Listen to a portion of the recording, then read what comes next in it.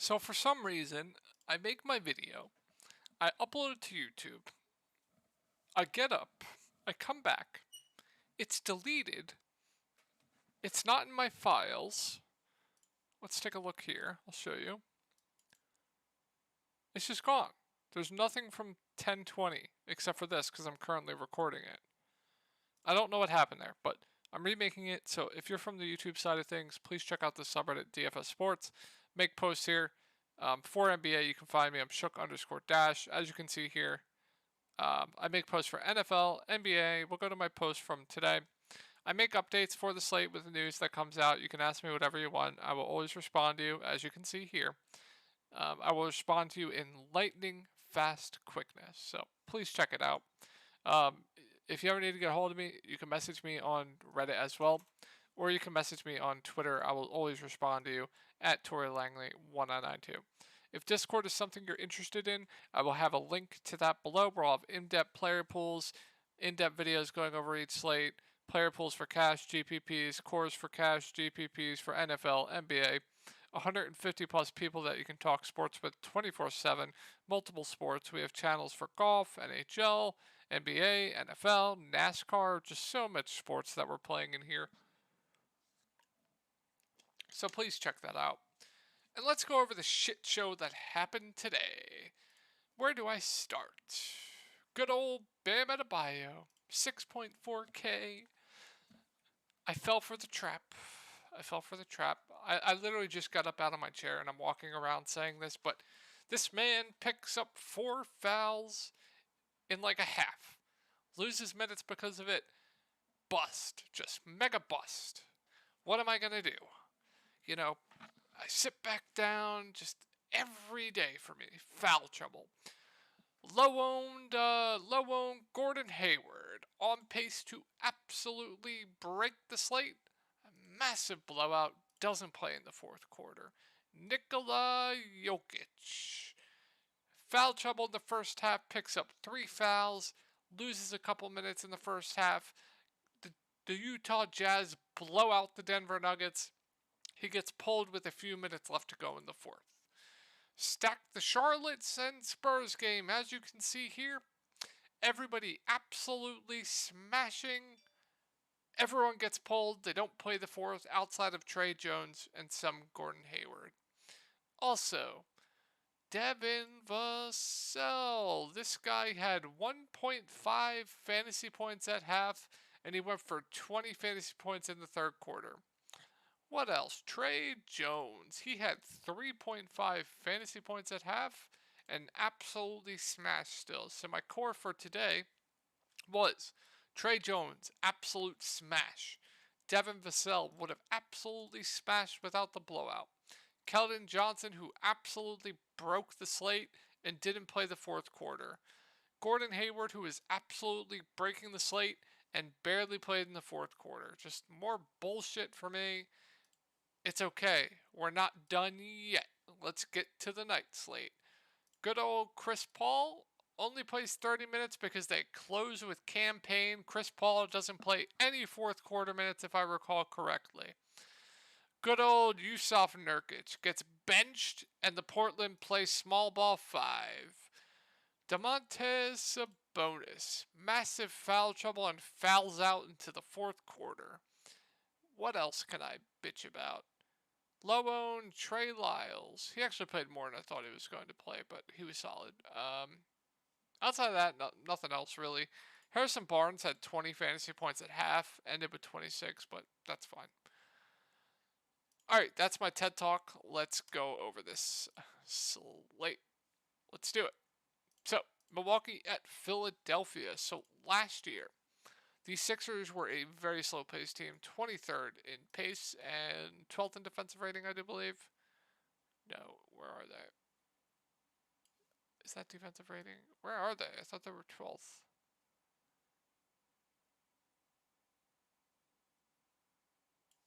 Hello? Oh, this is this year. Heh. Sixers, 26th in defensive rating, 12th in defensive rating. 26th in pace, 12th in defensive rating. So, I think if you're really spending up for a spend up, I think Giannis is your more optimal way to go. Now, last season when it was the regular season, minutes wise for him probably anywhere from 33 to 36. He's not going to play like 40 minutes like the other starters like on the Sixers did, but he's such a good point per minute guy. He averaged 1.7 fantasy points a minute.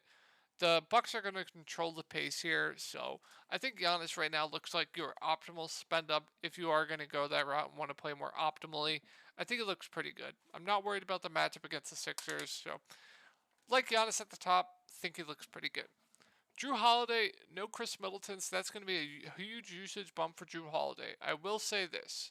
If Drew Holiday is going to be low owned tomorrow because he's close in price to Paul George and Kawhi Leonard, I'm going to like him quite a bit. So if Drew Holiday is going to be low owned, I'm going to like him. He should be an 8.5K player in my opinion, but no Chris Middleton with how much of a usage bump he gets. Starting lineup, we don't know who they're going to start. It could be Bobby Portis, could be Nwora, could be Wesley Matthews. We don't know as of right now with no Chris Middleton out. So Bobby Portis at 5.4K. If he starts, I'm more comfortable in his minutes. We saw last season when he would come off the bench, his minutes weren't really secure. But when he started, his minutes were definitely more secure. So if he starts, I like him quite a bit. He would just be too cheap at this price. If he comes off the bench, he's definitely more risky, but I think he would be a pretty good GPP play in my opinion. Jordan Nwora at 5.1K is just completely overpriced, even if he does start, so I don't really understand that price. No interest there in Jordan Nwora. Brook Lopez at 4.8K. I don't play centers against Embiid, but you definitely have to consider it on a 2-game slate. Brook Lopez averages about a fantasy point per minute, so if he plays around 25 minutes, more often than not, he's going to pay off this price tag. So I do have some interest in Brook Lopez, but if I play him, my luck will get into foul trouble up against Embiid. Now, the bench rotation is really, really hard to figure out. I will say Grayson Allen will start at 4.6K. I think he's overpriced. I think Grayson Allen's pretty overpriced. But Chris Middleton's a pretty good high usage player. Grayson Allen's going to have to step up and shoot the ball a decent amount and shoot it well. I just think he's overpriced. I think he's overpriced for his role. Now, I understand if you want to play him, he's going to play decent minutes, and he does have a ceiling if he's hitting his shots, but I think at this price tag, he's a little overpriced for my liking. I could be wrong on that. We'll see what projections say. We'll see what ownership says, but I think he's a fine option. But if he's going to be popular, I want absolutely nothing to do with Grayson Allen, but fine play for me. I think he might be a little bit overpriced. Guys off the bench, I really don't know what they're going to do. I think Carter will be in the rotation. Wesley Matthews, if he starts, is a fine option. You can consider it in tournaments, but very, very low usage guy. He needs the minutes to get there at that price tag. Um, or, I'm sorry, the minutes to get there regardless of his price. But 3.6K if he starts, you can definitely consider it. But I don't think I'm going to anyone on the bench. Javon Carter's a good point per minute guy, but I don't think we need to do it on the slate. There's much better value that we'll go over later. Bucks, third in pace last season and 14th in defensive rating. So Joel Embiid, I don't think is an optimal spend up tomorrow. But I mean, the good thing with Joel Embiid, he played 37 minutes last game. If we go back, you see last year in the regular season, he was only playing like 30 to 34 minutes a game. Now that he's playing 37 minutes, and if he plays 37 minutes again, that's just going to boost his fantasy output. So I like Joel Embiid quite a bit for tournaments. I don't care about the matchup up against Milwaukee. I think he looks good for GPPs. I think it would be a mistake to completely fade him. So I do like Joel Embiid for tournaments quite a bit. James Harden 9K, it's going to be an ownership thing for me. If he's going to get ownership, I want nothing to do with it. Now, I think last game was definitely an outlier. I don't think he's going to get 35 points again, but he can stuff the stat sheet like he did last game. He does have triple-double upside. So I think Harden is definitely going to be an ownership thing for me. If he's going to get ownership, I'll just gladly fade. If he's going to be low-owned again, then yeah, I like him for GPPs. Tobias Harris is too cheap at 5.5K. I don't understand this price tag. Tobias Harris is a very good rebounder. He can stuff the stat sheet. Good offensively as well. A decent shooter. So I think Tobias Harris at 5.5K is just too cheap. Like him quite a bit. Tyrese Maxey at 5.2K. Like, what is DraftKings doing with this price? He was 5K last slate. They move him up $200. He shot the ball 16 times last game. going to be aggressive on the offensive end. I just don't understand what DraftKings is doing here. I think Maxey looks like one of the best point per dollar plays on the slate. I really like him. DeAnthony Melton played 21 minutes last game. Now, he played more than I thought he was going to play. He had a really bad game, but DeAnthony Melton is usually going to be a pretty productive player when he's on the court. And if we're going to get 20 plus minutes with DeAnthony Melton at 3.8K, I think he's worth a look in tournaments. And if he's going to be low owned, I think Melton is definitely a perfectly fine GPP play in my opinion. I definitely do have interest in DeAnthony Melton. PJ Tucker played 33 minutes, playable at 3.5K. Like, you're not going to find guys at this price that's going to play over 30 minutes. Now, not going to be productive when he's on the court, has to get there from hitting his shots. He can definitely get you some rebounds and defensive stats, but not a fun play, but a viable one since he's playing so many minutes. On to the Clippers. So the Lakers last season were 7th in pace and 21st in defensive rating. So nut matchup here for the Clippers. Team that plays fast, team that doesn't really play defense. So Paul George and Kawhi at the top, kind of like Spider-Man gift for me. They both average around the same fantasy points per minute.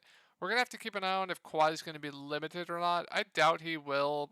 Personally, I do prefer Paul George to Kawhi Leonard in my opinion, but I think both are fine options. I don't think either is optimal. I think they're just both GPP plays for me. I think the starting lineup is going to be Reggie Jackson, Paul George, Kawhi Leonard, Marcus Morris, and Vaka Zubac. If that's the case, I'm not really interested in Reggie Jackson at 6.2K with Kawhi Leonard back this year. We saw him smash last year with both those guys out. Now you have both back. So at that price tag, I think he's a little bit overpriced for me. But yeah, I don't really have any interest in Reggie Jackson at that price tag. Zubac at 5.3K though. Now, if I knew he was going to play 25 minutes up against this Lakers front court, I would like him quite a bit. But I don't know how much he's going to play with 80 at the 5. So kind of interesting there. He definitely could lose some minutes. So just a tournament play for me, but I do like him for tournaments. He's a guy that if he's going to get 25 plus minutes, he's probably going to crush this price tag. So very intrigued by Zubac for tournaments. Norman Powell off the bench at 5K. He does have a ceiling. Minutes wise for him, I really don't know though. The Clippers are so deep, they're going to run such a big rotation. He'll probably play over 20 if I had to guess. And if he's hitting his shots, he definitely does have a ceiling, but strictly a GPP play for me. John Wall, I do like quite a bit. If he starts, I'm going to like him a lot more, but they picked him up to be a pretty heavily role guy, like have a pretty significant role on this team, even if that's off the bench. I'm projecting him to play over 20 minutes as well in the 4.9K. I'm very intrigued by John Wall for tournaments. I actually think he's a pretty solid value play. Man, no thank you. Morris, probably going to start. Probably going to play 25 to 30 minutes, maybe a little bit more. He's just there for me. Playable value in my opinion. And then I don't think I'm going to anyone off the bench. So, excuse me. Last season, the Clippers were 19th in pace, 8th in defensive rating. So I don't know what DraftKings is doing with this price. Why are we pricing LeBron James at 9.3K? And why is Anthony Davis 8.6K? I think just two clear mispricings on this slate. LeBron James had over a 30% usage rate last game. Anthony Davis had a pretty high usage rate as well. These two guys are going to lead the offense. I think both look like very, very good options. Point per dollar, I might prefer AD, but straight up, I definitely do prefer LeBron if you have the money for him. Westbrook at 7K had a pretty good game last game, but I still think he's appropriately priced for my liking. So just a contrarian play for me. And then what is DraftKings doing with this value pricing? Why is Patrick Beverley 4.1K? He should be in that 5 to 5.3K range. I really don't understand it. He was on pace for pretty big minutes before getting into foul trouble too. So I think Patrick Beverley stands out as one of, if not the best value plays on the slate. I really, really like Patrick Beverley tomorrow. Going to be extremely popular, but for a very, very good reason. And Lonnie Walker played 29 minutes as well. So I think Lonnie Walker is a pretty good value play as well. Not going to be a high usage guy playing with those Lakers guys, but he's a guy that's going to shoot the ball a ton, can get you a few rebounds. I think these two value plays look pretty good. Pump the brakes here with Kendrick Nunn. He gained minutes from Patrick Beverley getting into foul trouble. He also got there in garbage time, so he wasn't doing much until the game blew out. So, popcorn machine's not back. Damn. So, well, I think he's a fine value. I think he's in play.